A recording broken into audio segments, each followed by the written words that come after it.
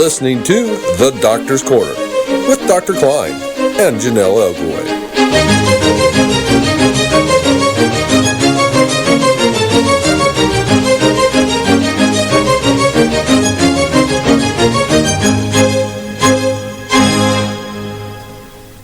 And now, live from Washington, D.C., Jonelle Elgaway. Good evening and welcome to the Doctor's Corner with Dr. Kline. I'm your host, Jonelle Elgaway. If you have questions or comments, please call in at 415-915-2291. And this evening we have Dr. Kline. How are you doing this tonight? I'm doing fine, thank you. Great. So we're both in D.C.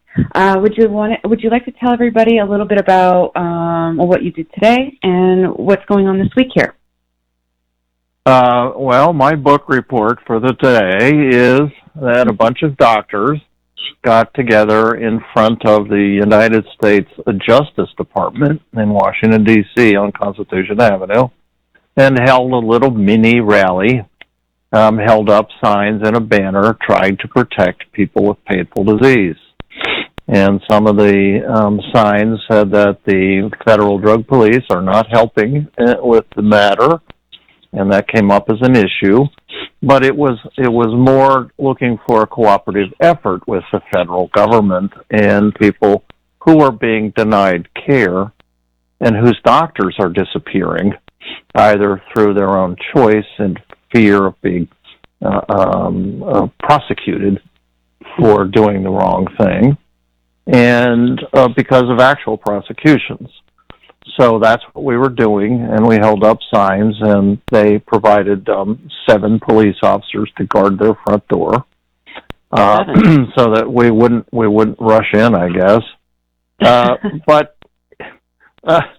So we did have a chance to meet one another and talk, and some of the physicians were able to talk with me, and we were able to interact. And we're trying to discover just how bad the DEA portion of the problem of under-treatment of people with rare, painful disease is. And I do think the DEA is part of it. The DEA does a lot of good things. They track down fentanyl and they arrest terrorists, but we need to come to a better agreement on how much damage is possible from making medical assumptions about physicians that may not be true.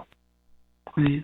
So, do you think that patients and doctors, how critical is it that we both work together and come together? And do you see that happening? Yes, that's extremely important because patients are being denied treatment and doctors are being held with a gun to their head about, you better stop prescribing this or else you're going to lose your license. Now, a lot of that may not be true, and physicians may be part at fault for not checking out the details.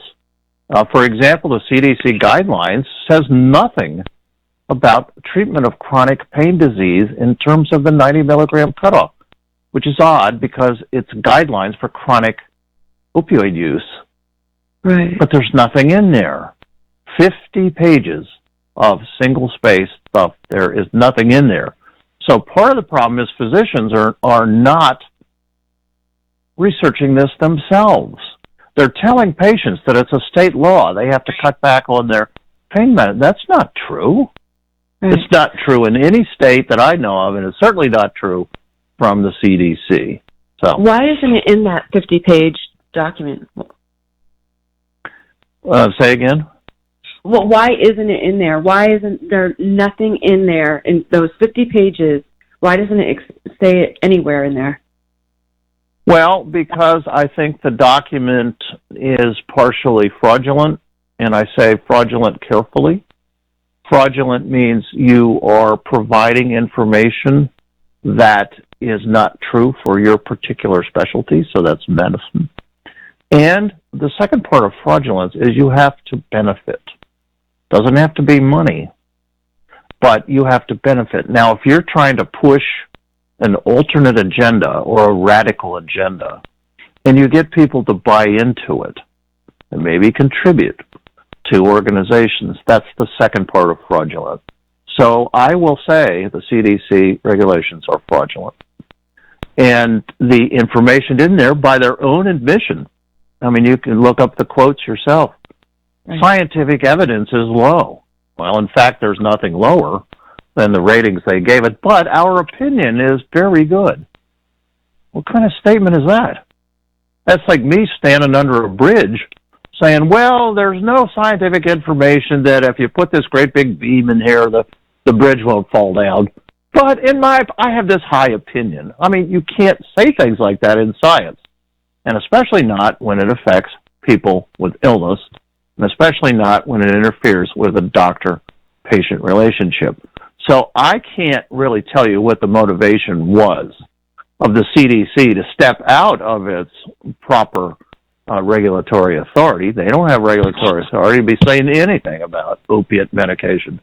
So you need to ask them, and you can ask Dr. Deborah Horry, Houry. She's in charge of the section, and I've seen her on continuing medical education saying things like, doctors are causing the epidemic by prescribing too many medicines, et cetera, et cetera. But I'm sorry, I can't accept that, and I think it is false.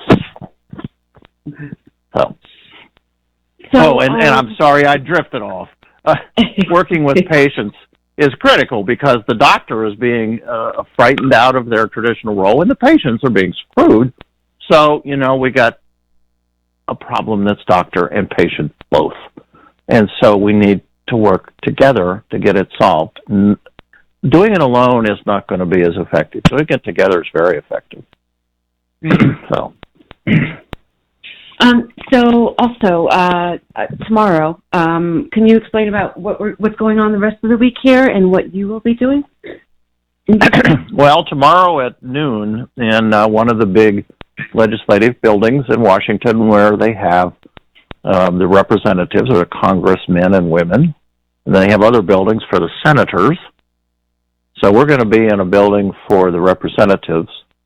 And for 2 hours, there's going to be a luncheon, and they're going to invite as many staffers as possible. Congressional staffers run the show. They're all very bright. They know what's going on, and they collect and filter information for the representative or the congressman. So there's 15 of us that are going to speak, and I'm going to speak on just the impact on a regular primary care practice because I'm a primary care practitioner. I'm not attached to drug companies. I'm not trying to get grants. I'm just a doctor, and I have just patients. But the patients I see have had their treatment reduced, under treatment. We see suicides. We see people's lives wrecked where they were previously okay by a government cabal, we call it, CABAL, which is the government getting together, the DEA, the CDC, and even Medicare now, to press an agenda. It seems that the federal agenda is not to treat pain. Right. And this is going to go down in history. Why is just the federal agenda? It's because the CDC started this. They started the wildfire. They threw the match out the window that started it. The DEA has picked up on it because it's their job to enforce the Richard Nixon 1970 Controlled Substance Act. So with CDC saying, hey, wait a minute, we got all these drugs out there causing the epidemic, then it falls to the DEA to enforce that. I got the first email from the DEA 2 weeks ago. I've been a DEA registrant for 40 years, and I have never received an email from them. So they sent an email out. They sent an email out to all the doctors and all the practitioners, and all it said was the CDC regulations are such and such and can be found such and such place. They didn't say we're going to enforce them, but it sure sounds like that's what they're going to do. So if the DEA starts enforcing the CDC regulations that are by their own admission voluntary and unscientific, we got a real problem because they're going to be enforcing law or enforcing regulations that are not proper and were not properly promulgated according to rules within the federal government. You don't just say things. The Agriculture Department doesn't say to the Defense Department, hey, you can't have jet planes flying over my cornfields because we think that's bad. It's none of the agricultural's business. If they want airplanes not to fly over, they don't make their own rule up. They go to the Defense Department and they say, look, you're the regulatory agency for fighter jets, so here, let's talk about this. The CDC is not the regulatory agency to be passing any type rule, whether they claim it's voluntary or not. It is improper. Okay. So. Okay, so you're going to be doing that, and I know you're also going to meet with reps, health reps, correct? And correct. Senators. Okay. And one thing I wanted to just mention on air is I wanted to thank everyone because I know it was last second that we kind of came up with saying, hey, if you want to still be involved and call your reps and get an appointment with them, that would be great. I just wanted to say that anybody that didn't get through, we will be going again. So if you want to, just let them know, in a few months, if they can see you, then we can all do this again, or maybe you can come out to DC yourself and see them. So it's up to you. But in the meantime, because we're here, if you can, go to your senator or U.S. senator, U.S. representative, and remember, if you don't know who it is, just Google who is my United States representative, and they'll figure it out for you. Just put in your street address, gives you the name. You go to their website, you plug in your name, and they verify you're from the district. And then you can leave them messages, and just leave them a short message. I suffer from this. I used to be fine. The CDC is causing doctors to reduce my medicine, and now I'm like this. And say something needs to be done. It doesn't have to be fancy, but you see, what happens is, when we go sit in the offices, maybe the senator or the representative or their staff has been briefed.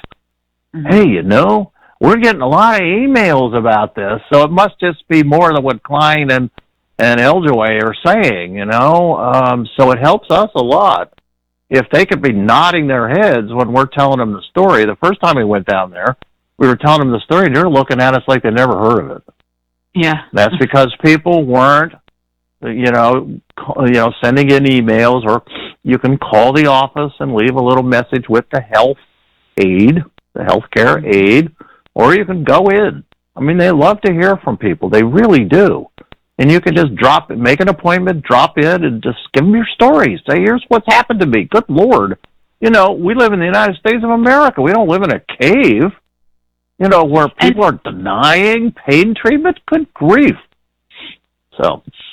And if you don't mind, if you could quickly just kind of give a short, example of, say if somebody does get in to see their health rep, or say that we're going to go for them and they're going to be coming on through conference call, what is the best way to talk when they get to speak? What should they talk about, first of all? Okay, you state the problem. They want to know what the problem is. They don't want to hear a lot of extraneous stuff. I am a 39-year-old woman. I have interstitial cystitis, which is a rare disease that has caused me so much difficulty. I can't have sex. I can't go to the movies. I can't, tell the story. And how when I was put on pain medicine, I was able to function again. And now I go to my doctor, and he says, because of the CDC and because the DEA is going to take my license away, I have to forcibly take you off your pain medicine, take you off my pain medicine, in a first voice, that I was on for years, and it worked. So the government is interfering with my doctor, and I don't like it, and my doctor doesn't like it. Thank you for listening. And I can be contacted at, and you leave your name and phone number, if you do it by leaving a message or you do it by email. And they will collect these. Believe me, they don't throw them away. They collect them all up. Do not fax them, however. I learned that a lot of times the fax machine in the office, nobody puts paper in it. So stick with phone calls, emails. You can send letters, or you can drop by and visit. This is part of their job. It's actually a constitutional provision that Congress serves the right of people to ask for redress, which means Congress's job is to listen to the people in their districts and solve their problems. It's actually a constitutional protection we have. So I have to imagine then they get a lot of people that come in and want to talk to them. What is the wrong way and the right way to do this? Because I have to imagine there's a wrong way, and it could get pretty boring probably if I don't know. Yeah, the wrong way is to go on and on and on with a lot of details. Remember, these people have steel-trapped minds. They can pick up on stuff in 3 sentences. And most good senators and representatives, if you come to the office, they get the message in the first 3 sentences. So it really has to be brief and to the point, and you can even practice it or do a little draft if you're going to send in an email message. Don't put anything extraneous in there. Don't put anything negative, like I hate my doctor. Doctors are all idiots. You just put in what your problem is.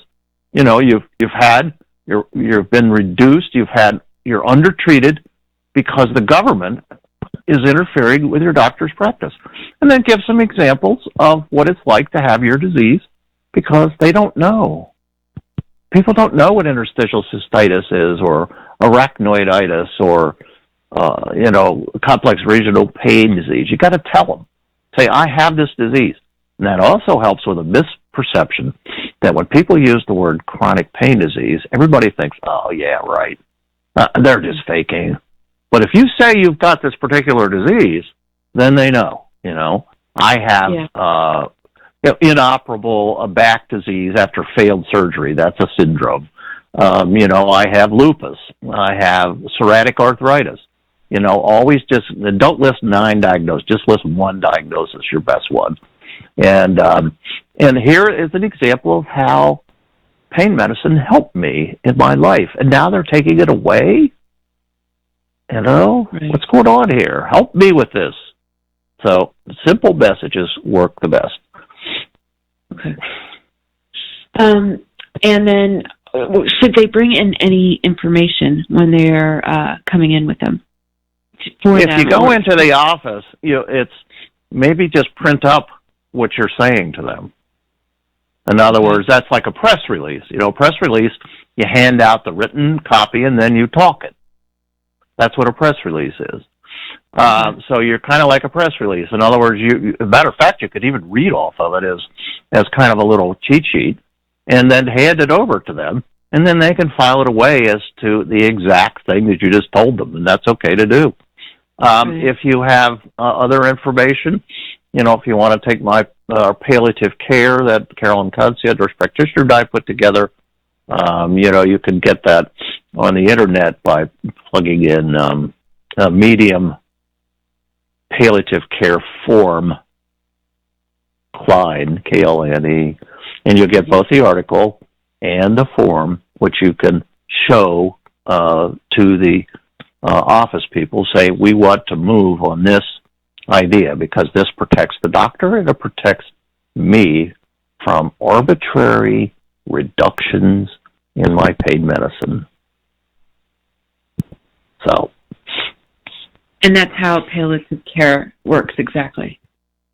Palliative care is it's an important issue. It's something that we doctors have done for centuries, which is if somebody has a disease that cannot be cured, we still take care of the patient, and so if people that have lung cancer and have intractable coughing, we can give them medicines to stop coughing, even though they've got a disease we can't treat. So if you have interstitial cystitis or Ehlers-Danlos syndrome or arachnoiditis and you have this terrible pain and we can't cure the disease, we can still treat the symptoms. And that's called palliative care. There's nothing magic about it. Doctors can do it in their offices. But the nice thing is, the first sentence of the CDC regulation says palliative care is exempted from all that's going to be said in the regulations. All the 90 milligram stuff, all of that is exempted. Most states, if you just Google opioid laws and then put your state in, most of the states also exempt palliative care. So people say, oh, we need to make it a law. No, you don't. It's already a law. If it says in the state law, this exempts palliative care, any restrictions on pain medicine is exempted, that's the law. Now, the CDC is not the law, but it's still in there. Go ahead. Is there a list of what's under palliative care, or is it just, the definition? Well, the definition is in the article that Carolyn Concia and I wrote. She's a nurse practitioner, and she practices palliative care. We cobbled it together from a lot of other definitions to make it clear. One, you have to have a disease that's incurable. Two, you have to be able to benefit from symptom relief.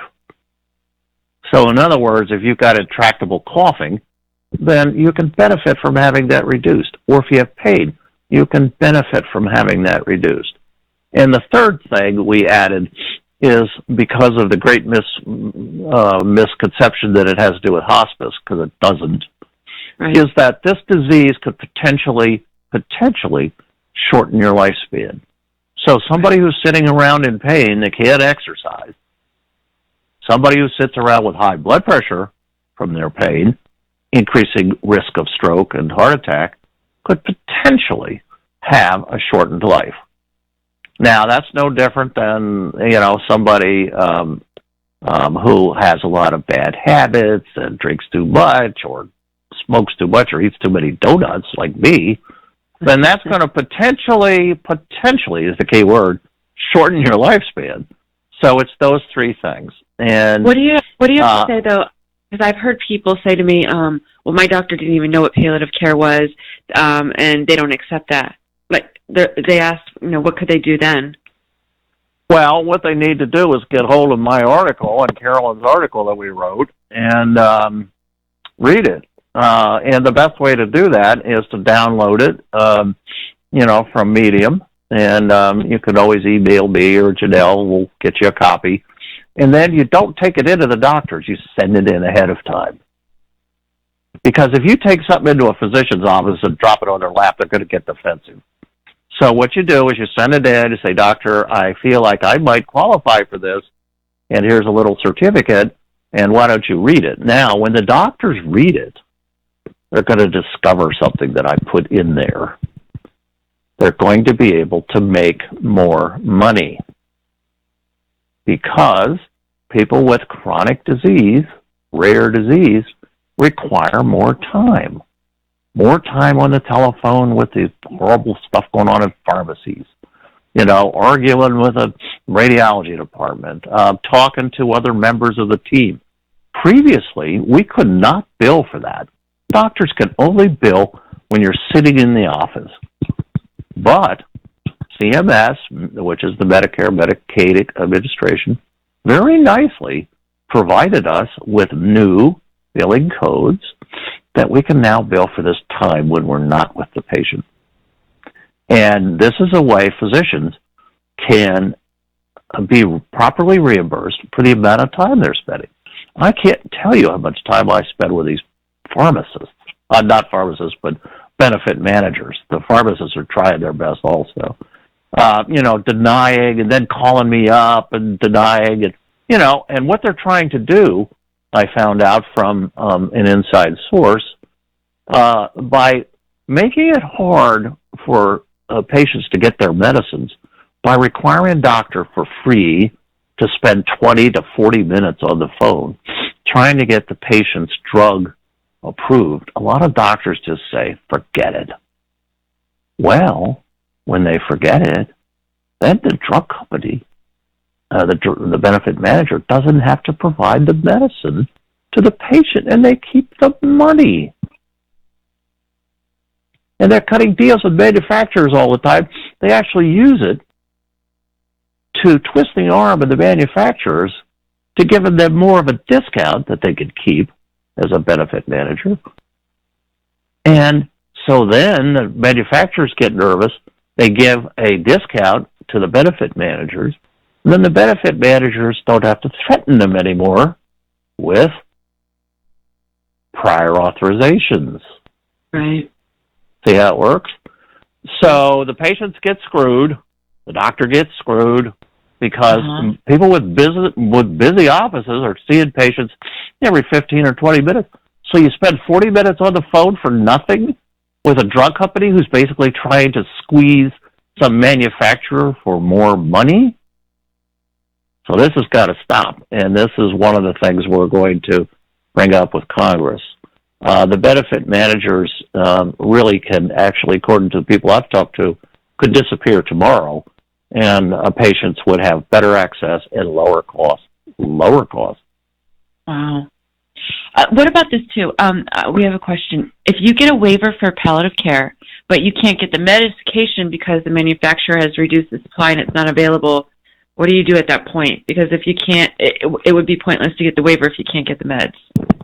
Yeah, what you see the insurance companies are screwing the patients by saying, well, you can have all you want if you pay for it. We're just not going to pay for it. This needs to go to Congress. You see, this is something Congress can help out with. And there is a way to appeal insurance companies. Now, benefit managers I'm not sure about, but we'll have to check into that, Jonelle. But there is an insurance commissioner in every state. And if you have a problem with an insurance company, no matter what it is, you file a complaint with the insurance commissioner.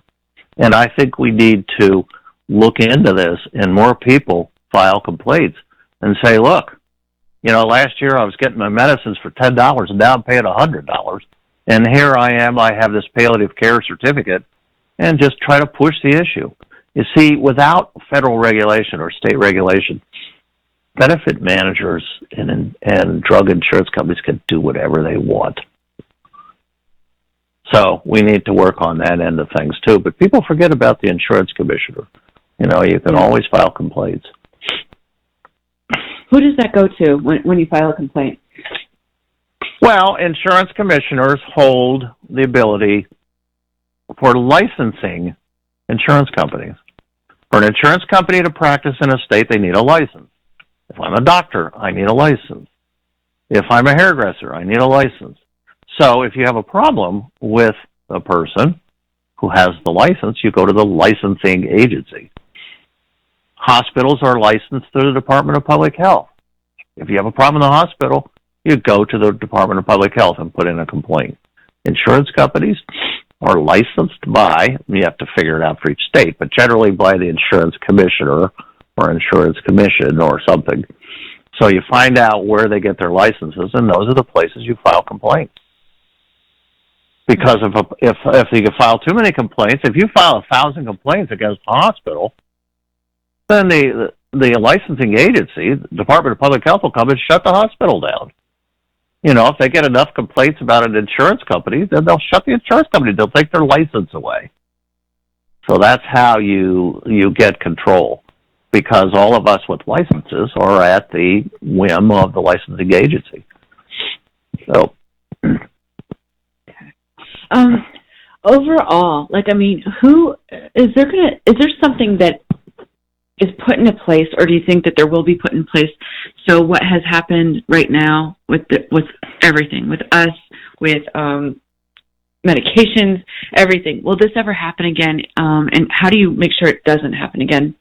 Because, you said earlier, they're going to look back and say this is like one of the worst blunders in the history of America. So who would... Well, there's a good parallel with the Internal Revenue Service. About 20 years ago, the Internal Revenue Service had armed agents going out investigating people, and they tried to collect thousands of dollars of overdue taxes from a minister, a priest actually, up in Minnesota, I think it was. And so they put in a complaint. They got a congressional hearing going, And congressional hearings are to gather information for potential change in the law. And they felt, after hearing testimony, that the IRS was so far out of line and turning into a Gestapo, they passed new legislation and they prevented the IRS from ever going after people like they were crooks and violating their due process. Well, we need the same thing. We cannot let communicable disease agencies get out of line and start publishing medical recommendations. The federal drug police need to have certain restrictions. They need to operate off probable cause. All these kinds of normal legal protections they need to have, just like the FBI has, and just like other federal police agencies have. A doctor whose patients go out and sell their medicines, I mean, you can get $1,000 for a bottle of Percocet. The doctor is charged with a federal crime of drug trafficking, like El Chapo, because the patient sold their drugs. It's called Section 1301 of the DEA regulations. And they're using that to try to convict doctors of being drug lords because their patients decided to sell their prescriptions unbeknownst to the doctor. So we need to have another congressional hearing about this, talk about it, find out if it's true. Maybe the information I have is wrong. But that's what Congress is for. And our greatest form of democracy, in my opinion, in this country, are congressional hearings. Because congressional hearings allow anybody to come in and tell Congress what's going on. And they're also very good about finding out things. They have staff, they have lawyers, they know how to find out stuff. And you're compelled to come in and testify before Congress. Most people do it voluntarily, but they have the power of subpoena. So they can really dig into it, get the information, and then recommend changes in the law. That's how a democracy works when it gets out of hand. So, has that ever happened? Is there an example within history that happened? Yeah, there's been a lot of regulations put on industries over the years. Insurance companies are under tighter regulations to make sure they have enough money set aside to pay all their, all their claims. The IRS, like I just mentioned. This is an ongoing process. I mean, every day there are hearings in Congress, and every day they're coming up with new laws. And in the first part of last year, a protection law was passed for doctors mainly, where the federal drug police now have to show probable cause before an arrest. Wait a minute. This is standard in every small town, every state, in all federal agencies except the DEA. All the DEA had to do, because it involved demon drugs, was show there was a potential harm to the public. So nobody's watching that. And nobody is watching that. The DEA answers to the Attorney General. Okay. So there's no watchdog. Congress has committees and stuff, but there's no like community police in Raleigh, where we are, North Carolina, and the D.C. police, I think too, have citizen committees that monitor what's going on in the police department. You can file a complaint, and then they check into it. It's a check and balance thing. There's no check and balance for the DEA or federal drug police. And has there been other issues with them in the past? I mean, why is this gone on so long? I don't know. I'm not a politician. I don't know that much about, the checks and balances. Maybe the DEA has some. But the DEA has a reputation of being a strong, forceful federal police agency. because they are mandated to do that by law. See, it's interesting that the FBI is mandated by law to, have jurisdiction over certain things. The DEA is a police force that was by law assigned to carry out Richard Nixon's 1970 Controlled Substance Act. So that's odd. You've basically got a federal police force that is carrying out one legislative act. So Richard Nixon put in all this horrible stuff in the law, as was confessed by John Ehrlichman 25 years later, basically trying to catch his political enemies. So he could go into a Black Panthers meeting, find some cocaine, charge them all with drug trafficking, 20-year sentences, because they had a bag of cocaine. And these laws were kind of set up that way. They have all kind of conspiracy charges that can be levied against you. Doctors who prescribe out of their homes or offices suddenly are using their facilities, for drug trafficking.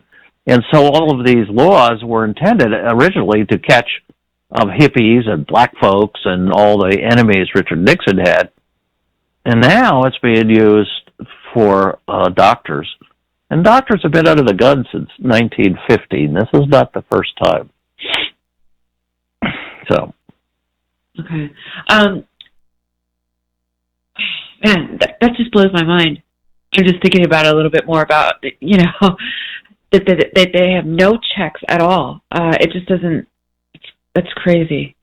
Yeah, they answer to the Attorney General, so, it depends on what the Attorney General is, what their viewpoints are, and Attorney Generals differ, Mm-hmm. That's their boss. There's been evidence of ignoring federal court judges. They have 2 cases.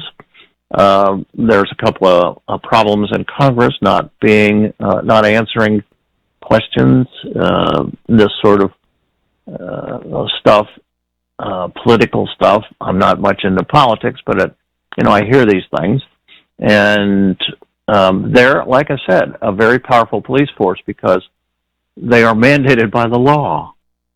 Right. So it's the law that's the problem. It's the 1970 Controlled Substance Act that's the problem. I mean, you can't fault the DEA for following the instructions of the law. You can look into what the DEA is doing about how the law is being applied to practicing physicians instead of El Chapos and, drug cartels. Right. So. Well, and also though, isn't it's not just the DEA, but isn't that why they were created though? I mean, by him, by Johnson, or no? Was it? No, by Richard Nixon. Yeah, no, they used drugs as an excuse to attack political enemies. Right. So basically, it was to take their enemies, like within. Yeah. Politics. I mean, that's pretty crazy. So, the question is, how much should the federal government be regulating prescription medicines? The DEA has charge of how much is being manufactured. Good Lord, this is a federal police force who's deciding how much pain medicine should be manufactured? And they're thinking... Go ahead. I know there's shortages all the time of different medications, but has there ever been shortages like what's going on now with pain medication? Yeah, it's starting to look that way. You see, there's a belief in the anti-opiate world that if you take the medicines and make them harder to get, that will prevent heroin overdoses in the streets. That's really not very good logic. No.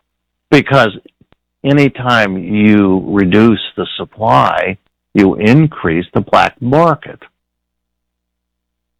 The black marketeers and the cartels just love this kind of activity on the part of the DEA. Please, cut back, because then we can sell more.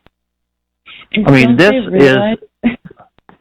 I can't answer that question. This is what Congress needs to ask the DEA. Yeah.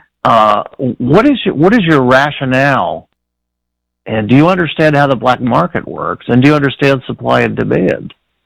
Right. And there's supposedly 1 million addicted people in the United States. That's 3 or 4 per 1,000 people. There's 10 million people that need this stuff for their medical diseases. 10 times as many. So the DEA is going to cut back on pain medicine, thinking that it's going to reduce heroin street overdoses or fentanyl overdoses or any kind of overdose. How's that going to work? In the meantime, we go to sacrifice 10 million people with serious, rare pain diseases in the meantime. Well, is it that important?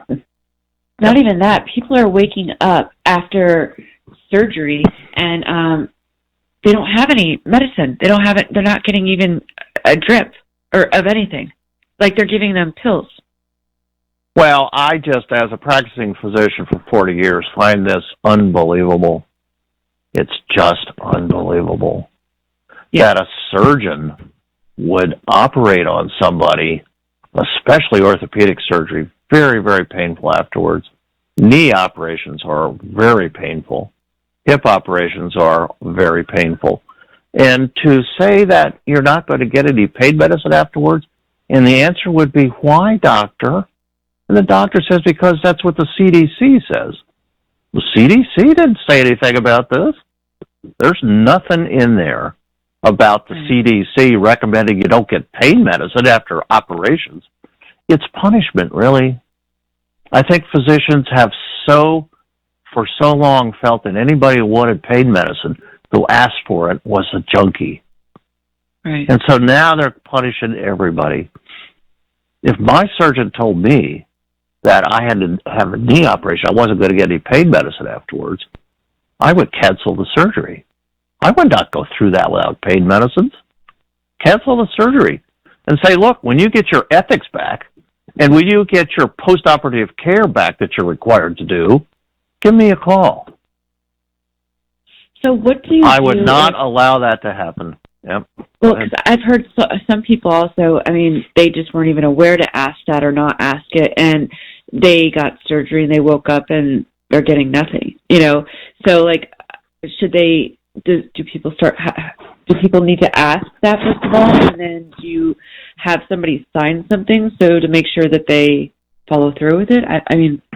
What do we do? Well, it's become so commonplace. You need to get it in writing from your doctor, right. And you need to get in writing what the dose is going to be, because I've heard people say, they give them 5 milligrams of oxycodone, which is enough for an 8-year-old.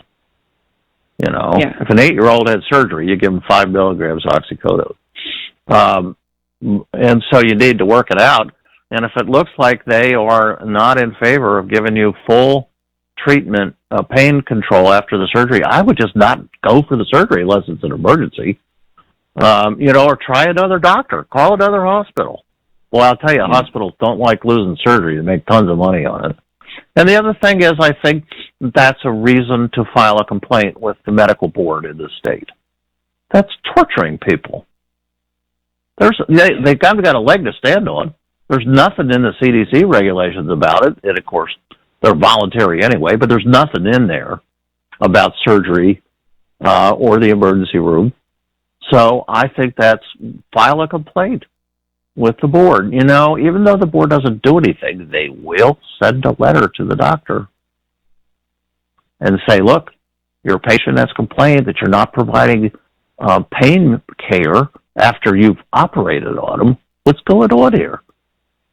This is like if somebody came from Mars and dropped in and said, what are you doing? What are you doing to people? You're operating on them, you won't give them any pain medicine? Would you mind telling me why you're doing this? And why your license shouldn't be taken away from you for torturing people like this? Can you die if you don't get pain medicine after surgery? Well, that's an interesting question. I don't have an exact answer because I'm still looking it up. Okay. But one of the things that can happen with severe pain is elevated blood pressure. Right. And as a matter of fact, that's actually one of the symptoms and signs we call it. Symptom is something somebody tells us. A sign is something we measure. So blood pressure is a sign. So when somebody comes to the office and says they're in extreme pain, we take their blood pressure, and it goes, good heavens, this is kind of high. That's a sign the person really is in pain.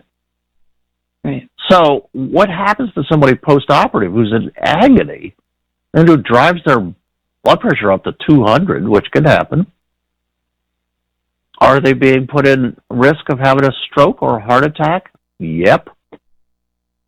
Blood pressure is associated with heart attacks and strokes. So the connections between the two... That's happening. Yes. Yeah. Say again. Stacey Fields from YouTube said she asked in a poll and 60% told her that they are not having a surgery or procedure because of lack of pain of care. Excellent. And when the bean counters at the hospitals start going, hey, where's our revenue from all this surgery? I mean, they get tons of money from surgery, believe me. It's their big revenue maker. Yeah, they're going to start asking questions. So people, unless you've got emergency surgery or something, just boycott. This is the old-fashioned boycott. Just don't get surgery. And if you're up to it, go out with signs in front of the hospital. No pain medicine after surgery. Get your surgery somewhere else. You know, that'll wake them up. Other countries. Yeah, or again, contact the newspapers, get 5 or 6 people together who were denied surgery, what it was like if somebody's gone through post-operative with no pain medicine. This is such a fundamental violation of the practice of medicine. I find it unimaginable that people are actually doing this. But they are. Did you ever, years and years ago, did you see that this could happen? Or was there anything that let you know that this was going to happen like this? Or no? No. A little bit.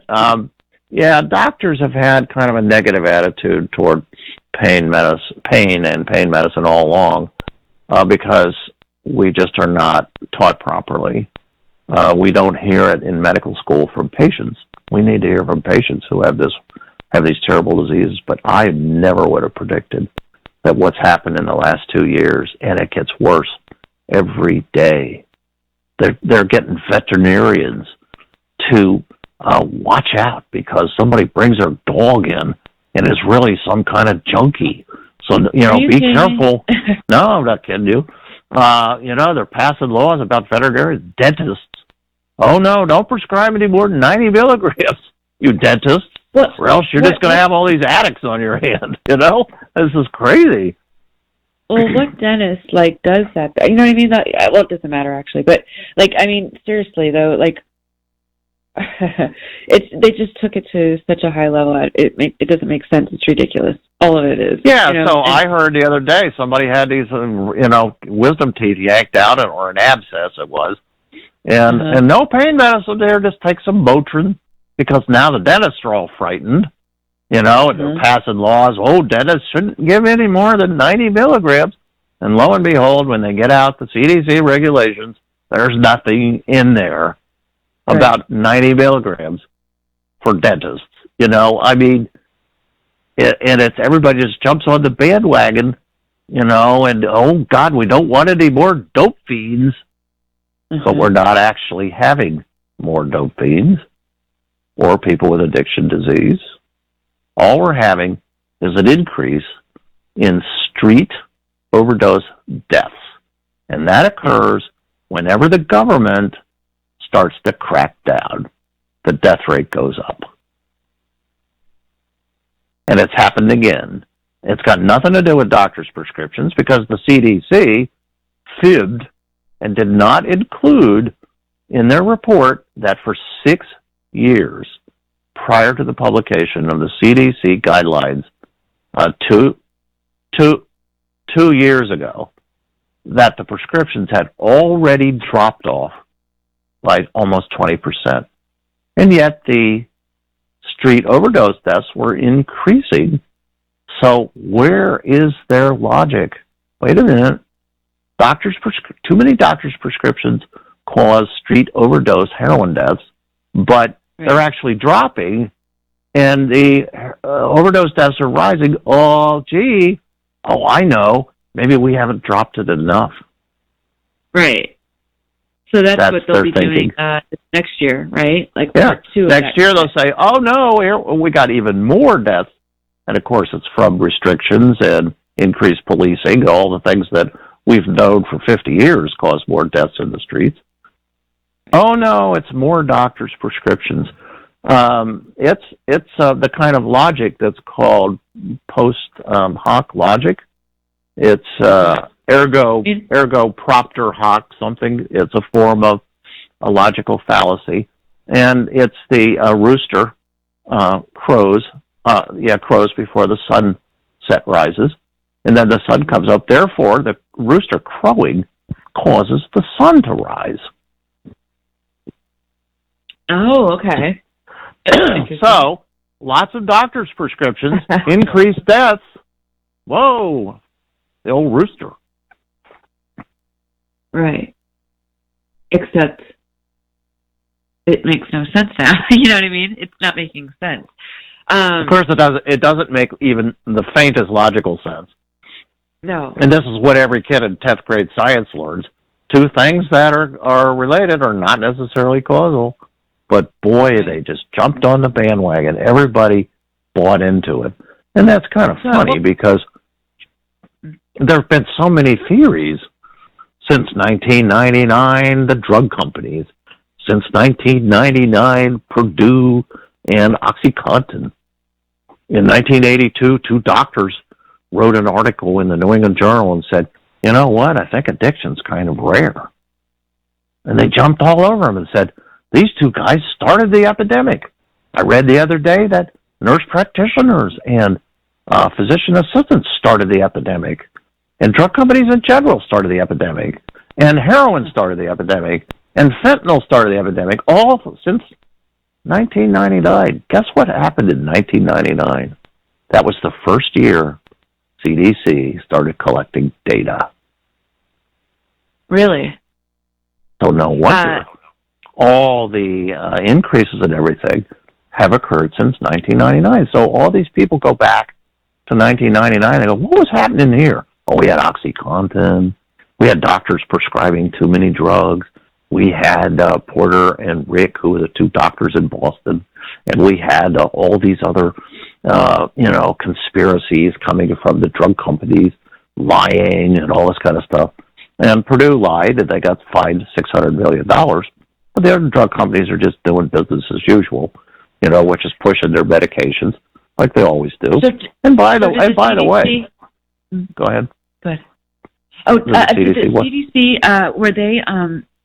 So they're collecting data. So suddenly, was it only on this, or was it on other things too? I mean, part of CDC's mission is to collect data on poisonings. Okay, right. That's just one of their jobs. They collect data on poisonings. So now they consider drug overdoses as poisonings. Right. Okay, so they can collect data on that, and then they present the data if it has to do with prescription drugs, they would present the data to FDA or possibly to the National Institutes of Health and say, here, we've got this data, you guys take care of it. But they stepped out of line, and they thought they should take care of it themselves. Well, that's the other thing. If that's one of their main jobs is to collect data, and yet they made a big screw up publicly, and admitted it, about the inflating the overdoses. Shouldn't they be held accountable? Shouldn't they have to go in front of Congress and say, hey, look, we screwed up? Shouldn't they have to take a step back a little bit, maybe, because shouldn't every rule, law, whatever that's going on, or any possible stuff coming up, be just completely hacked and they have to get the correct data and information before they could do anything? Absolutely. They failed in their job of collecting the data. Right. They lied about the data, and here's how they collect data.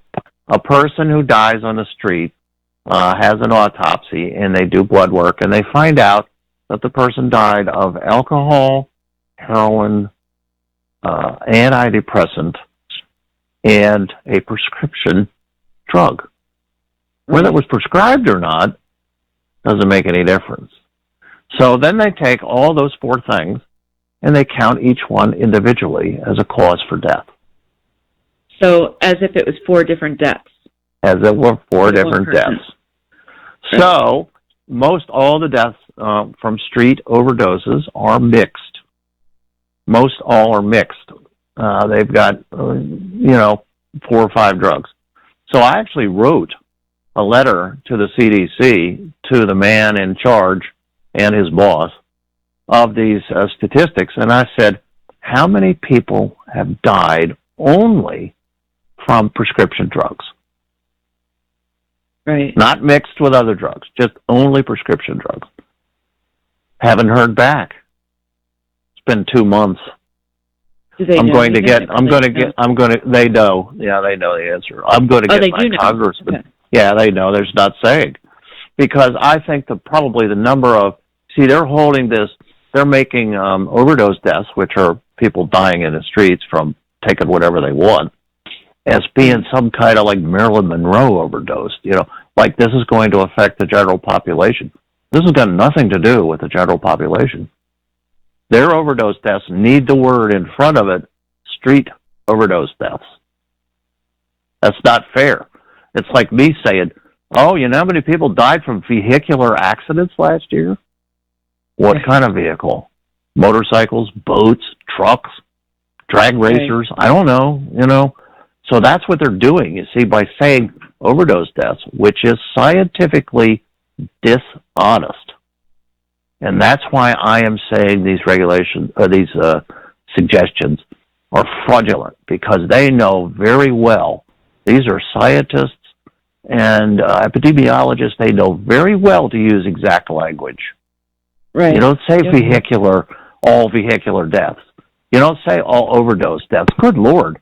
Overdose deaths include people who've died from taking aspirin, drinking antifreeze, dying from their antidepressants, dying from antibiotic-resistant bacteria.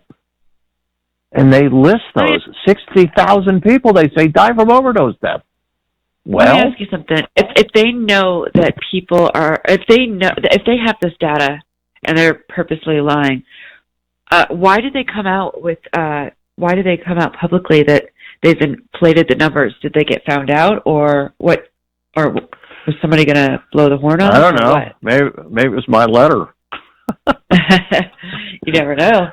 You never know. I basically I didn't ask for more data. I asked for specific data, which they have.